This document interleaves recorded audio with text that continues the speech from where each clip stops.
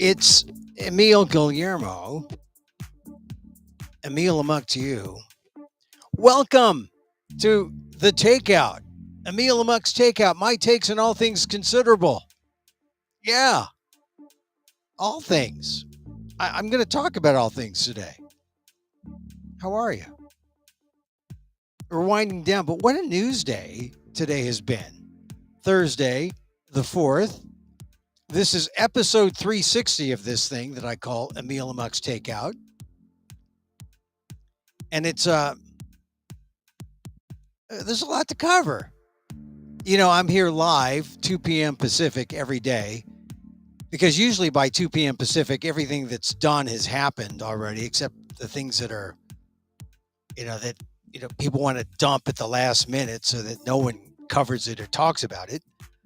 But we've had a full day already, and so before we get to 2 o'clock, I call this my lanyap section. And in fact, in my lanyap section today, I'm going to talk about, actually, I'm going to note the anniversary date today, August 4th. This is the 45th year after the iHotel residents, Chinese and Filipino, men and women, but mostly men, were evicted from San Francisco's Chinatown. If you don't know about the iHotel, it was this huge outcry for affordable housing and for the way that Asian American immigrants were treated. They wouldn't go from this residential hotel, which is right there on Kearny Street, San Francisco, still to this day. But it was 45 years ago, and it was a massive battle for this hotel that began in it culminated with the eviction in 77, but it was like a 10-year kind of ordeal where the tenants wouldn't go and the place was sold, and then the city got involved, and then they forcibly evicted the men, mostly laborers, mostly Asian American and Filipino. 45 years. It made the iHotel a kind of a landmark, or a milestone rather, in Asian American history. And if you go to wherever you podcast, Emil Amok's Takeout, I do an entire show with Curtis Choi, who did the documentary. It's always worth talking about that documentary. Always worth listening to the podcast where Curtis talks about that day, what happened that day in San Francisco, and the horses came in and big protest. I mean, it happened at night, like 4 a.m. in the morning. 400 riot police, mounted patrols, actually more like 3 a.m. And they had a 3,000 person human barricade there because the entire community was out there trying to protect the rights of tenants. This was like a 9-year battle. It began actually in 1968. But then they were evicted August 4th, 1977.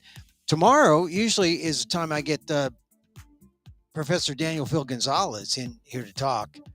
And so we'll have him talk about it because this is a critical moment for Asian American history. It's not just a San Francisco story. And now you go there today and you see, after years, that place has been developed. It took some community finagling, some working with developers. The Catholic Church was even involved. But a milestone moment to mark today, August 4th, 1977, the day that over 500 riot police, mounted patrols, police units, they converged on the iHotel and evicted about 150 elderly Filipino and Chinese tenants. We remember the iHotel today. We'll talk about it more tomorrow, but I wanted to at least talk about it, mention it on this anniversary day. And it's one of those anniversaries that you don't think about, right? You think, you consult your calendar. Well, what happened on this day? And then I just noticed August 4th. This is iHotel Day. iHotel Day. And as I said, this was national news. It wasn't just San Francisco. And go to my podcast, Emil, Amok's Takeout. I talked to Curtis who did the documentary on the iHotel. And you'll get his perspectives about what he saw behind the scenes or behind the camera, behind the lens, as he was filming this and how he put together his documentary. It's wherever you podcast, Emil Amok's Takeout. It's in one of the earlier episodes, but there's only like 50 or 60 episodes to go through. So go through them, put down Emil Amok's Takeout, Curtis Choi, and you'll get that episode wherever you podcast. All right, it's 2:00. As they say in radio, they say straight up because that means like, oh, the big hand is straight up on the 12. Actually, it's a little further now because we talked a little bit. Welcome to the official part of we're done with the lanyap. We're into the section where I talk about the news of the day, the big news of the day. If you're political and you're wondering what's really going on in the world. I mean, today we're going to talk more about my Pelosi column, which is on the aldef.org/blog. There's a little problem with the headline. It should read choose democracy over autocracy. But there was a misplaced, there was a comma missing, and I think there was a misunderstanding. Anyway, that's going to be corrected. But read the column because it talks about why Nancy Pelosi's stand is so important. Because I think if you recall the scene of the Tank Man, they called him the Tank Man at Tiananmen Square in 1989. He stood in front of the tank, and it was like an iconic photo. And I think now in 2022, Nancy Pelosi is like the Tank Man, standing up to China. Although Nancy Pelosi is hardly some anonymous passerby, she is not the tank lady.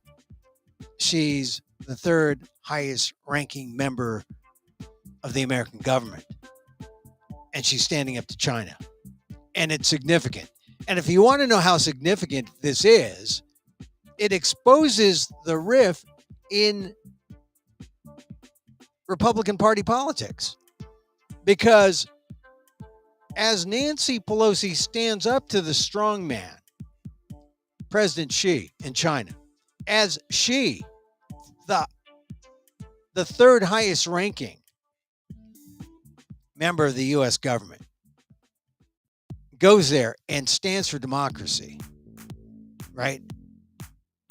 Who is in America right now? I mean, Nancy's gone on to Korea. She's going to go to Japan over the next couple of days. But who is in America right now but Viktor Orban? That's right, Viktor Orban, the Prime Minister of Hungary. And suddenly, you see that he is the darling of American conservatives. He is the world's strongman that people like Tucker Carlson, people like the CPAC folks, that's where Orban is. He's at that conservative confab they call CPAC. I was kind of surprised. I said, you're going to have Orban and CPAC? I know that the conservatives embrace Orban, but it was just strange that now Orban is here. Because what does it say? It says that, hey, U.S. politicians, this is the guy the GOP want to emulate. They want to emulate him, Orban, who is for a theocracy. He is for a resurgence of Christianity in policy. He's for a limitation to immigration. He's for everything that white conservatives here are for. And then I think if that's the case, then you should not use the term conservative. It's not the conservative pack. It's not a conservative GOP. It is an autocratic GOP, because that's who Orban is. He's an autocrat. He's a strong man. He's anti-LGBTQ. He's anti-immigration. And he thinks, oh, those Americans, they're soft. They're soft if they can't get strong. And, here's the other thing. Even conservatives know that Orban is no friend to America. I mean, he's Putin's strongest partner and one of China's closest partners in the West. He's really an enemy. And yet, here is the conservatives in America, CPAC, embracing him, saying, come talk to us.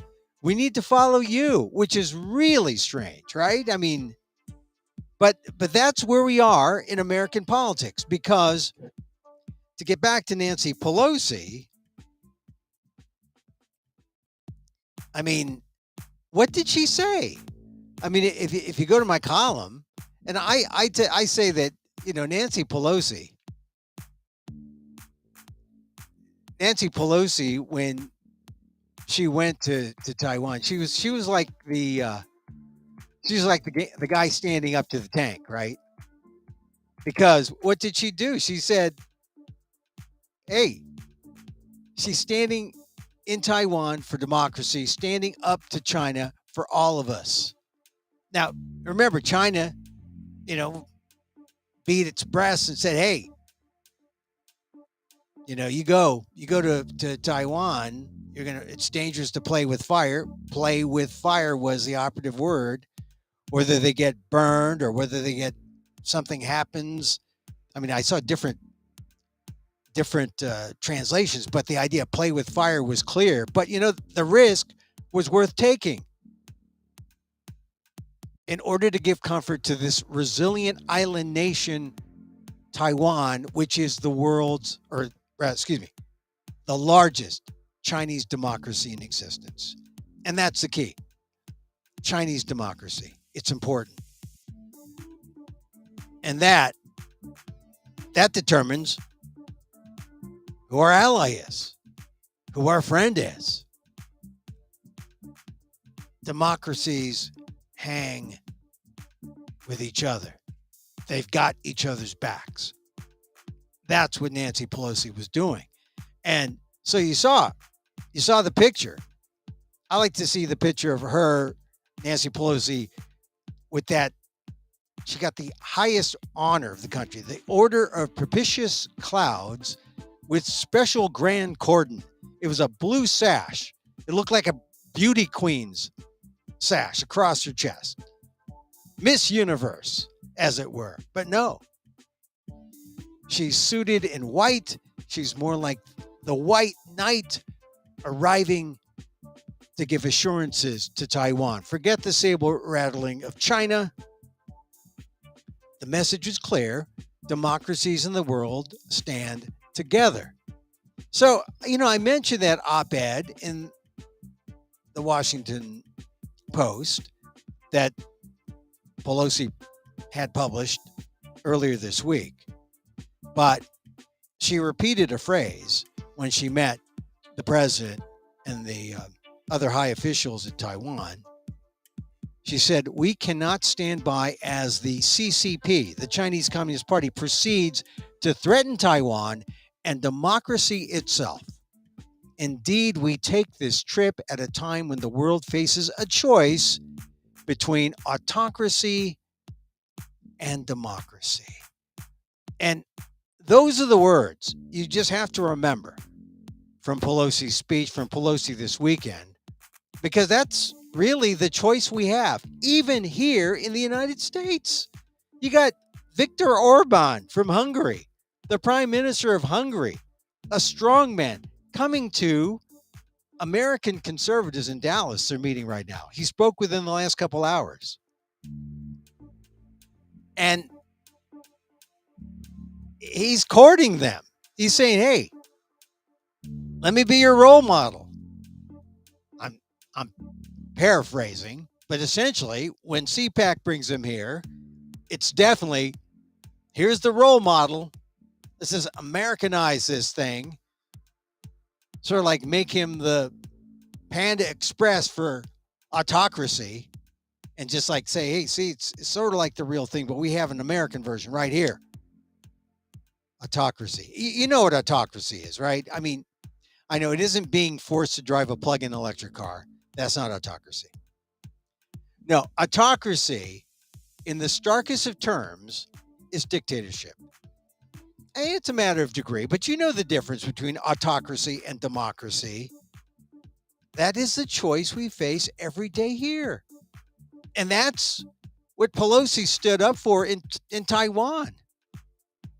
That's why it was kind of weird. She's standing up for democracy there. And at the same time here in America, we're having this mixed bag of primary elections where you could say democracy triumphed in Kansas when the majority voted to keep abortion a constitutional right in their state.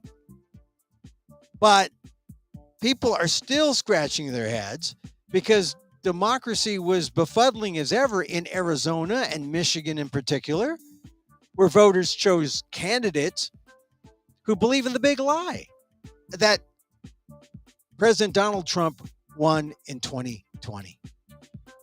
Now, given revelations during the January 6th Select Committee hearings, election deniers are a troubling aspect in our American democracy. The truth is well known. And if it's not, maybe they're going to be in Alex Jones's phone records that the January 6th committee is going to have soon. But, you know, this is the modern new definition of autocrat. In the autocrats' world, autocrats always win. They dictate the truth. They never lose an election. Think about that when you think about the election deniers and the people who insist on the big lie. Now, it's unfortunate that many Americans choose to believe the lie being pushed by the former president, who has publicly envied the idea of President Xi as president for life. That is troubling. But get this, here's a positive sign from this week's elections. At least in Missouri, Republican primary for U.S. Senate, voters rejected their sex scandal-riddled former governor, Eric Greitens. I mean, he had some kind of, alleged to have some kind of an affair with a hairdresser he tied up and then took some strange photographs and then tried to get her not to reveal that they had this little episode, or he would unleash those photos. And that's just one aspect of the scandals. But the Republicans didn't vote for him. They voted for some other guy who's also named Eric. But does Greitens and not Trump now become the new standard for quote unquote unfit for office? As the late artist formerly known as Prince would say, Greitens is the side effect. Trump is the dope. Think of that. The GOP remains in the grips of Trump. But this is where the ultimate hope comes out of Pelosi's trip to Taiwan. More than 20 Republicans came out in support of the speaker, including Senator Mitch McConnell. Of course, he's married to Elaine Chao. Still, a rare show of unity in our divided country. I mean, 20 Republicans, that's enough unity compared to what we usually have. In standing up to China, though, these were rational Republicans who had to publicly acknowledge we really are on the same team. in support of our enduring democracy and all democracies everywhere. Not in Hungary, but in Taiwan. And we need to be thinking that way all the time. I mean, that's why Pelosi's trip wasn't just worthwhile. I mean, I've been covering Nancy Pelosi for some time. When she started out as a local San Francisco political leader. I mean, I think this will be her legacy moment to remember. And China firing missiles all around Asia, testament to that. The New York Times called it today a live fire drill, live-fire drill, which made it sound like they called it a fire drill, which gave me a little bit of a chuckle, but it's really the use of a pejorative. When anyone who calls something a fire drill, the email I got was China's essentially fired they called it a fire drill. That's what it sounded like. And I kept thinking, that's not a fire drill. It's a military action. And then there was a little hyphen, live-fire drill. Oh, those clever writers at the New York Times. Borderline racist. Of course, it's serious. Those missiles, that is. Because just as 11 are being fired throughout Asia, right? Or I think there were 11 in Taiwan. There were 5 in Japan. Pelosi poked Xi. Had to be done. I think we could deal with the response. But just remember the choice, autocracy versus democracy. It's a choice today. It's still the choice today. It's the reason there are 24 million Asian Americans in this country, including 5.2 million Chinese Americans, with an additional 226,000 Taiwanese Americans. For our parents and our forebears, whether they came on their own or fled politics or war, a choice was made. I mean, I talked about that Pew study, or the Pew release this week.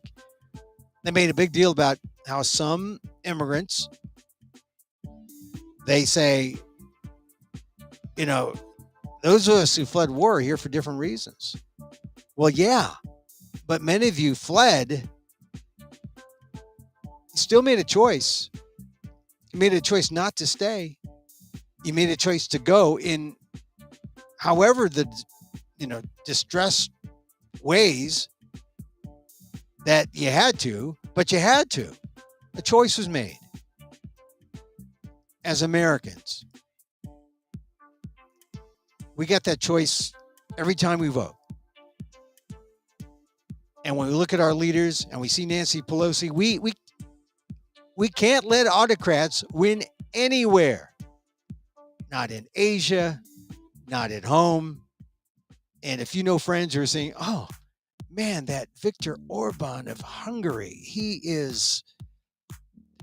we need a guy like Viktor Orban here in America. No, we don't. No, we definitely don't need Viktor Orban in America. All right, so that's my column on the ALDEF blog, aaldef.org/blog. My column with some, I didn't read it verbatim necessarily. I added a few things. I embellished a little bit to keep it spontaneous, but check that out. So we talked about that. All right, maybe the New York Times didn't slur, but to say live-fire drill, and they say China launches missiles in live-fire drill. You say, is there a fire drill in China that the Chinese are running? So we talked about that. We talked about my column, autocracy versus democracy. We talked about Orban. Here's the segue. the segue is, oh, you like autocracy, America? I dare you to look at any of the coverage about Brittany Griner, or to look at Brittany Griner in Russia as her sentence is being handed down. She was found guilty for small amounts of marijuana in a vape device that she unintentionally had in her bags. She said it was not criminal. The Russian said you had it, it was criminal.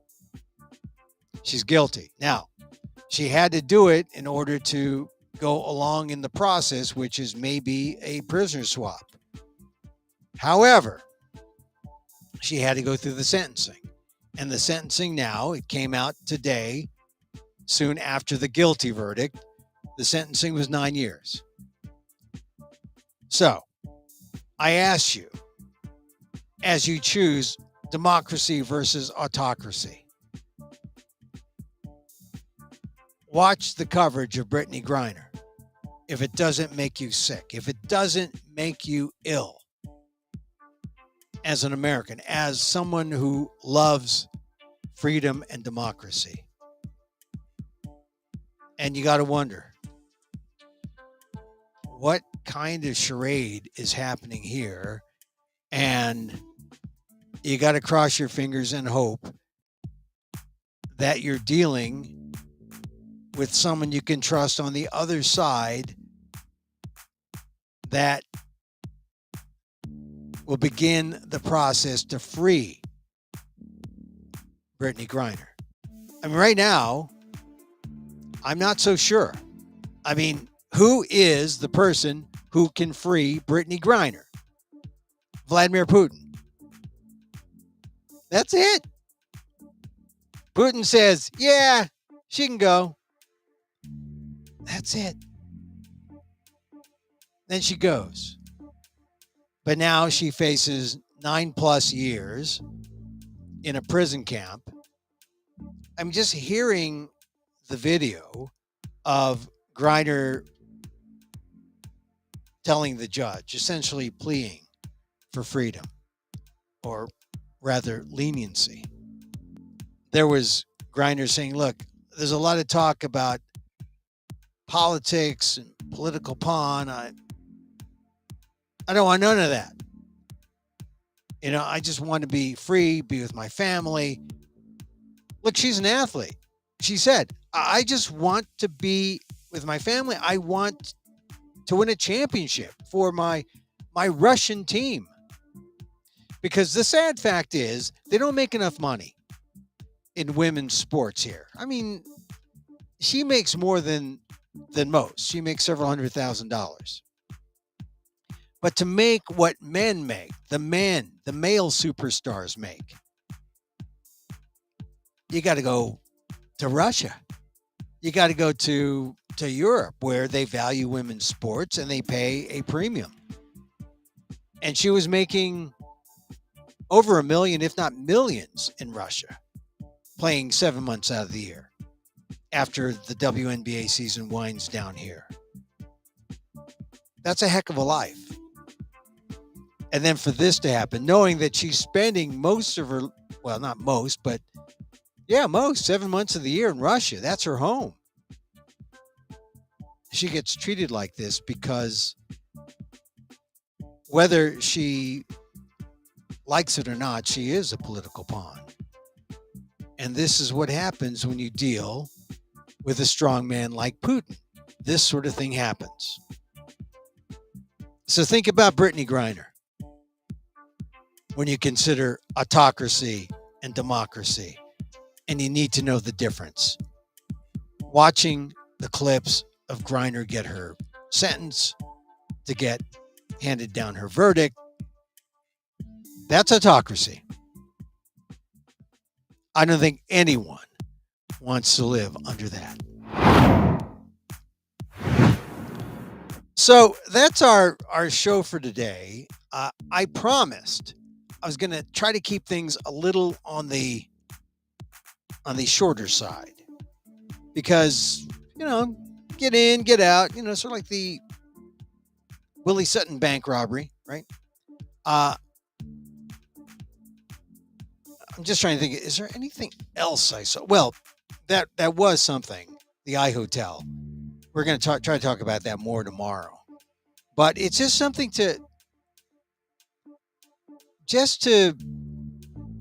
sit back and understand how Asian Americans, and I'm speaking specifically to Asian Americans out there, because some of you who are younger, you don't know the history, or you might have read about it.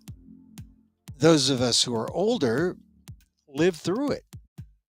And it's significant to see how our first Asian American immigrants who came here to work, how they were treated, and how to this day we still have fights over eminent domain, fights over being displaced, fights over affordable housing in big cities all throughout America.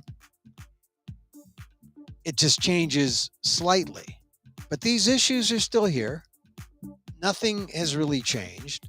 But the actual I Hotel, we'll talk about what happened to the actual I Hotel. I mean, you can drive through it today. It's a little different than it was. It's not necessarily an SRO, but it is a residence hotel. And it is modern. It's more Chinese than Filipino. In fact, I don't think there are very many Filipinos there at all. And there is a little center. I've done my one-man show over there at the I Hotel, but it's, when you think of the blood, sweat, and tears over the fight for the I Hotel, we'll discuss that tomorrow. I'm going to get Dan Gonzalez here, and we'll talk about that. August 4th, 1977. That's the I Hotel day. That's today, but we can talk about it tomorrow here on Emil Amok's Takeout. All right, so I have to admit, I am still rather, I use the word skittish. Skittish because I am not 100% certain about travel, about being out and about with people, many of whom aren't masked. I mask all the time. I'm the odd guy out. I'm the minority. People look at me. I haven't moved on to monkeypox. Monkeypox should be a concern, but it's not an STD. It's contact, and now it's going to be raised to a level of emergency because there are people who have close contact and they're spreading it. It's happening in a specific group, but it can happen to anyone who comes in contact. It's not an STD. It's just unfortunate that people who have close contact usually have sex also. And so it can be confused for that. Or people can say, oh, yeah, it's not STD. It is something that we have a vaccine for. That's the crazy thing. We just have to manage it. We have to make sure that we have the tools we need to fight it. But for some reason, someone was asleep at the switch and we don't have enough vaccine anywhere, not just San Francisco, LA, and New York, but anywhere. So, so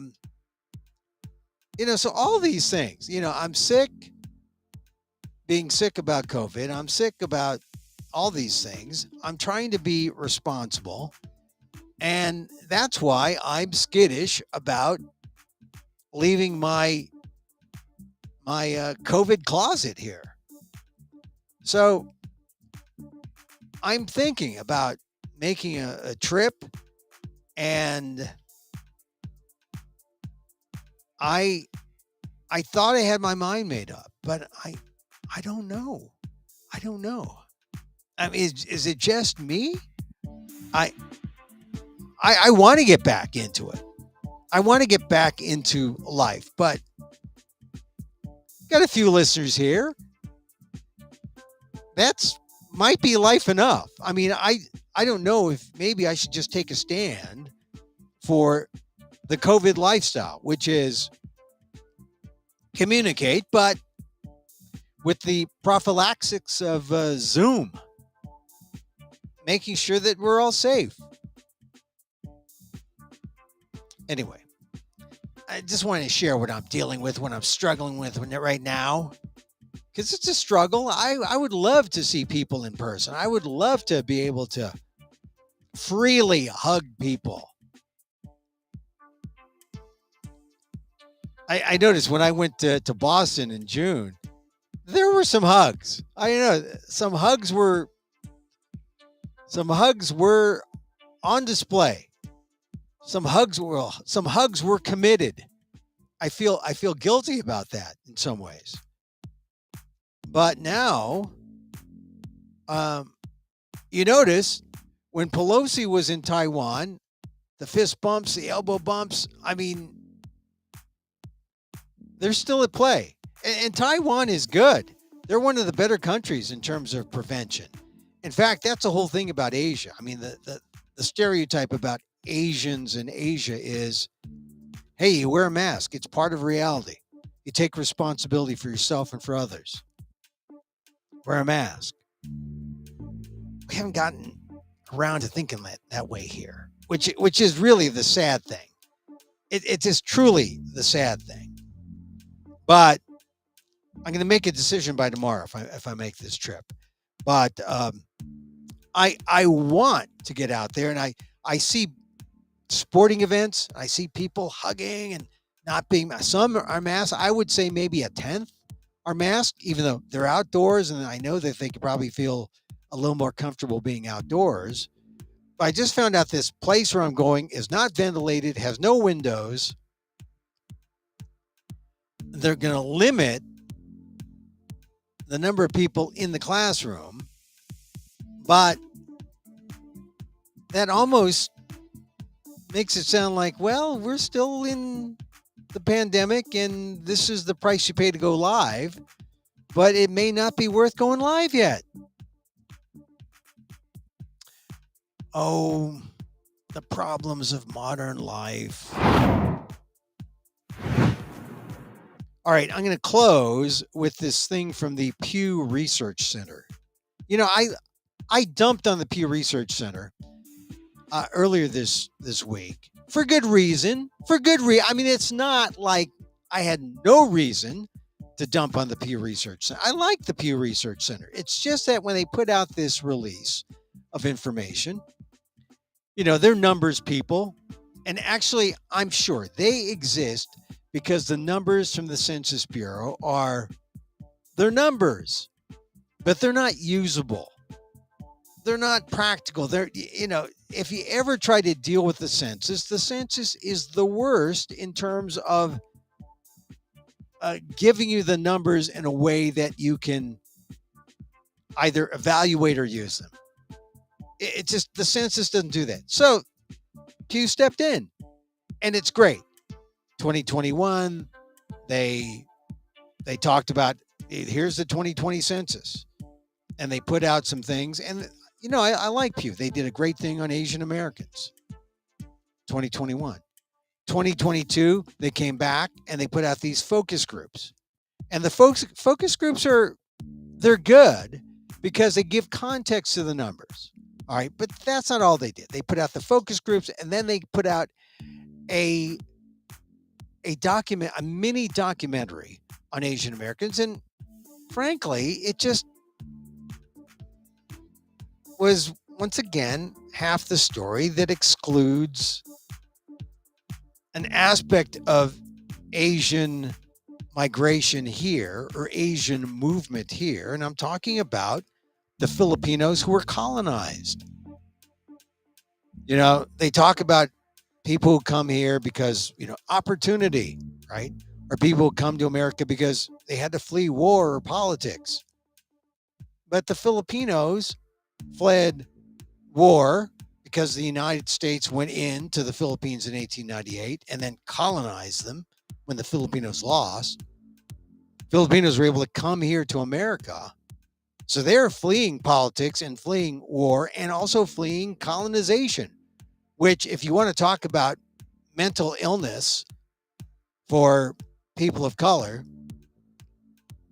That's one that really hasn't been addressed clearly enough over the last, say, 30 years.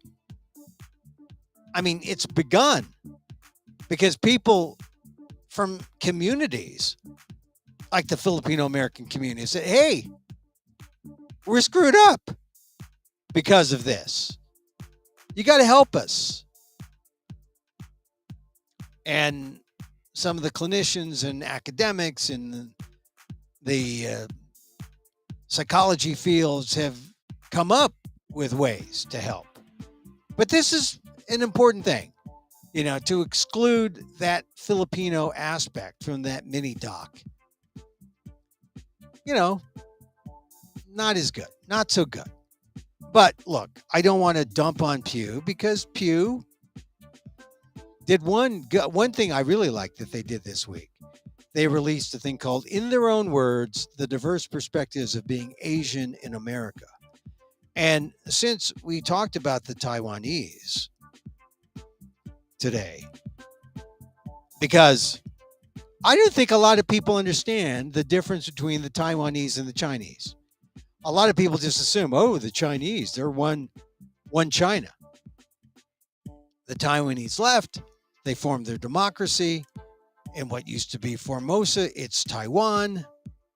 The Chinese in the mainland say, that one China system or that one China policy, you're going to bring it back into the fold. But the people here, Taiwanese Americans, they know the difference. And they know that they don't want to see a one China. They want a free Taiwan. So in this focus group, and Pew had about 18 focus groups in the language, anywhere from 6 to 10 people in a focus group. Actually, I think 6 might have been the most. But anyway, here's an immigrant woman of Taiwanese origin, 52, translated from Mandarin. What does it mean to be Taiwanese living in America? She says it means being immigrants from Taiwan, being part of the ethnic Chinese diaspora, having life changes, which is kind of the condition. If you're in diaspora, the evolution continues, even though you're not at home. You're not where you should be. You're in diaspora. This is from another immigrant woman. Could be the same one. They don't identify her.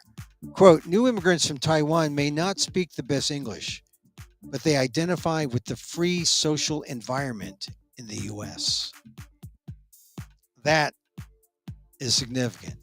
The free social environment. That's why we make a choice.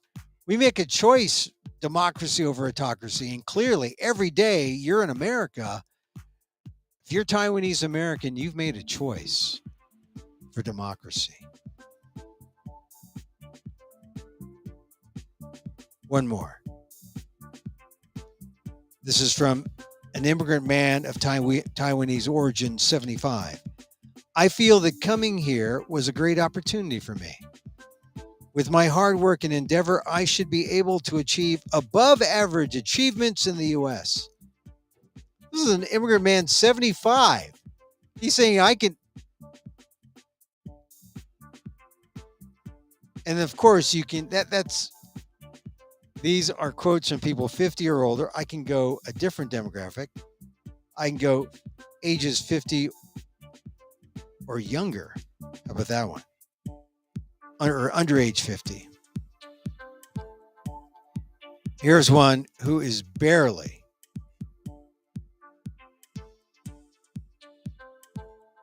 It's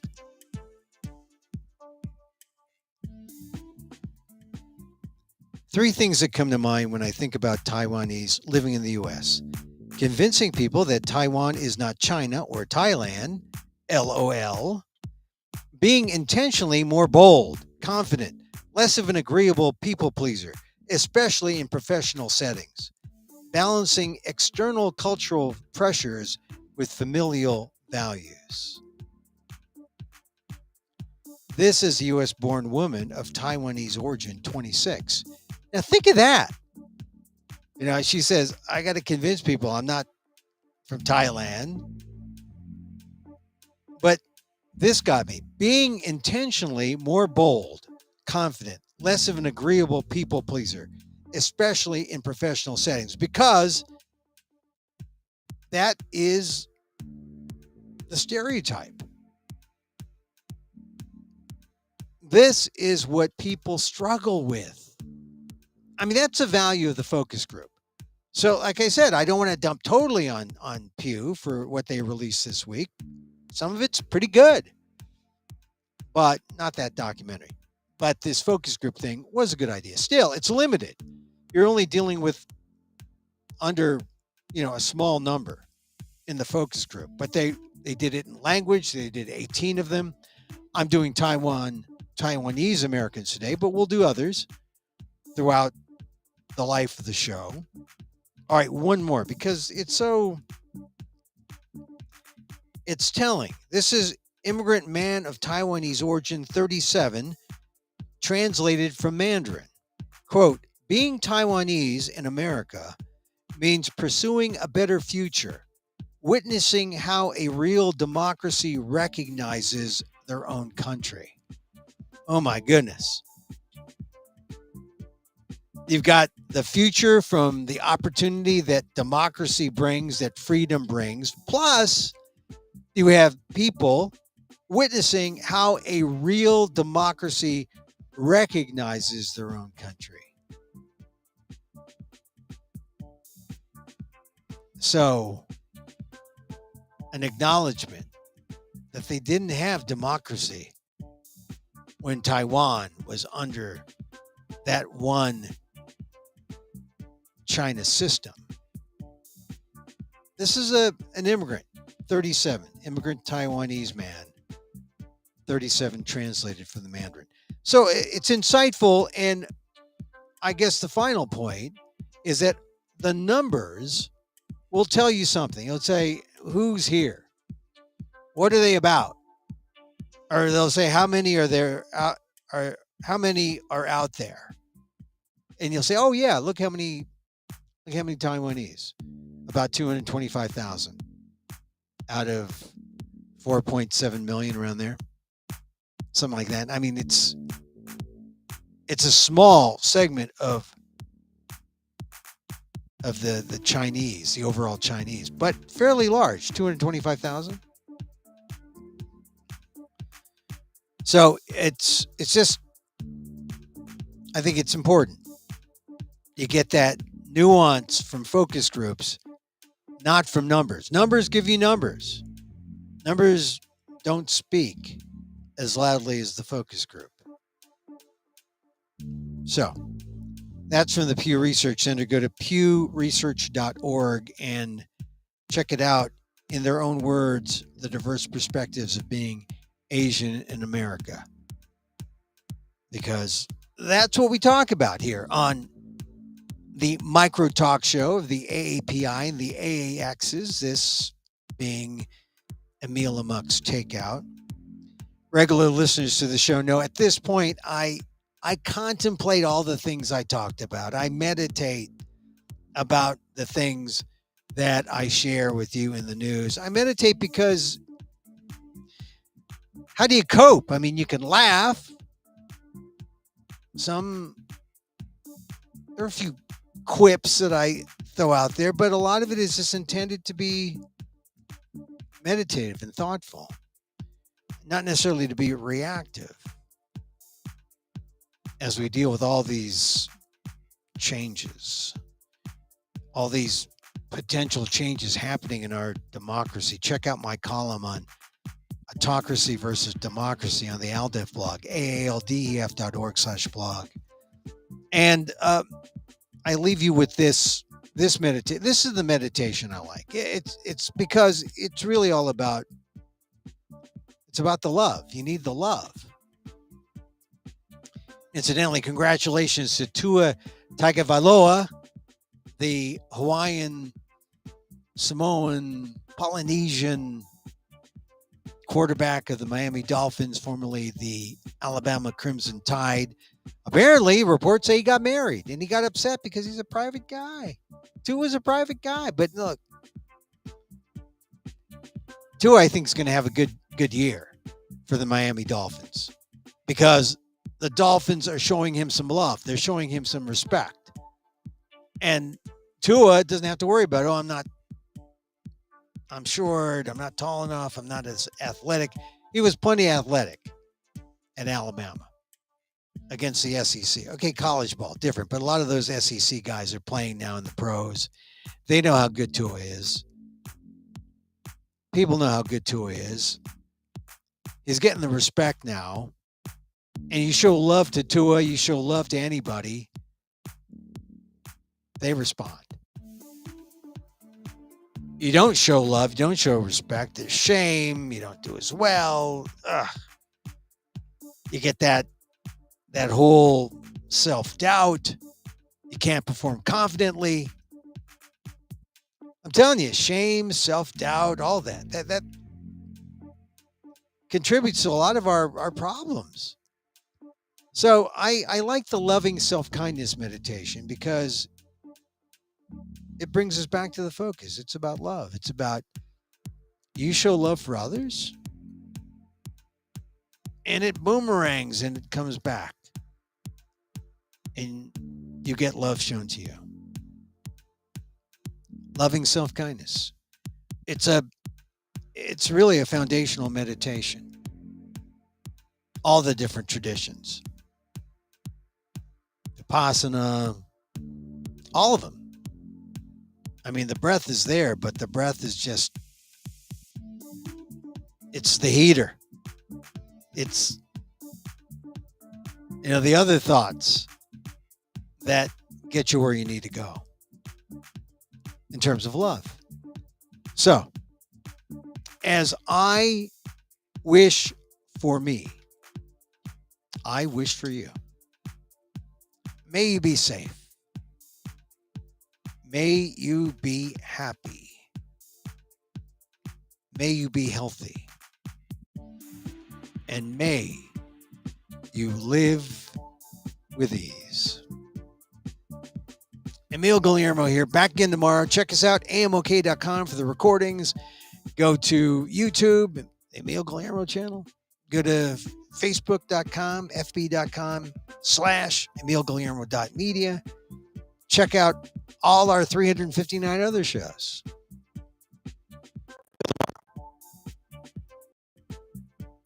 Or next time. Mahal